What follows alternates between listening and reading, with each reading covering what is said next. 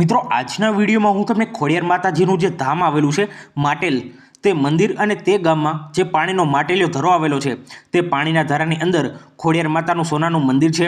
ખોડિયારમાંનો પોતાનો સોનાનો હિંડોળો છે અને સ્વયં પોતે ખોડિયારમાં જે પાણીના ધારામાં રહે છે તે માટેલ મંદિર અને ખોડિયારમાંના જે માતાજીએ માણસને પરચા આપ્યા છે તેના વિશે જણાવીશ। મોરબી જિલ્લાના વાંકાનેર નજીક આવેલા માટેલ ગામમાં માં ખોડિયારનું પ્રસિદ્ધ ધામ આવેલું છે અને તેની સાથે માટેલિયા ધરાની એક પ્રચલિત લોકકથા જોડાયેલી છે। કહેવાય છે કે ઘણા વર્ષો પહેલાં એક ગોવાળિયો ગામની ગાયો ચરાવવા જતો હતો। એક દિવસ તેણે જોયું કે ગાયોના ધણમાં એક અજાણી ગાય આવી હતી અને દરરોજ સાંજ પડતા તે ગાય બધી ગાયોથી અલગ થઈને માટેલિયા ધરા તરફ જતી હતી। ગોવાળિયાને આ વાતનું રહસ્ય જાણવાની ઈચ્છા થઈ, તેથી એક દિવસ તે ગાયની પાછળ ગયો। ગાય ધરાના પાણીમાં ઉતરી ગઈ અને ગોવાળિયો પણ તેનું પૂંછડું પકડીને તેની પાછળ ધરામાં ઉતર્યો।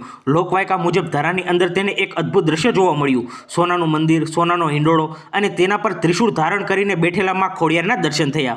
ગોવાળિયાએ માતાને કહ્યું કે આ ગાયને હું વર્ષોથી ચરાવું છું, તો તેનું મહેનતાણું મને આપો। ત્યારે માતાએ તેને ઝાડના થોડા પાંદડા આપ્યા। ગોવાળે એ પાંદડાને સામાન્ય સમજીને ઘરે જતા રસ્તામાં ફેંકી દીધા, પરંતુ કેટલાક પાંદડા તેના ધાબળા સાથે ચોંટી ગયા હતા। ઘરે પહોંચીને ધાબળો ખંખેરતા એ પાંદડા નીચે પડ્યા અને તે સોનાના બની ગયા।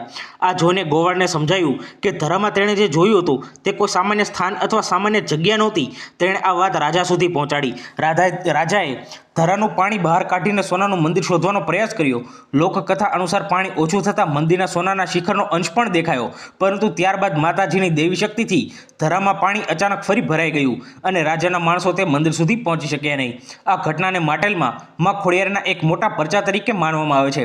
આજે માટેલા ધરા સાથે આ સોનાના મંદિરની લોકમાન્યતા જોડાયેલી છે અને ભક્તો તેને માં ખોડિયારની શક્તિનું પવિત્ર સ્થાન માને છે।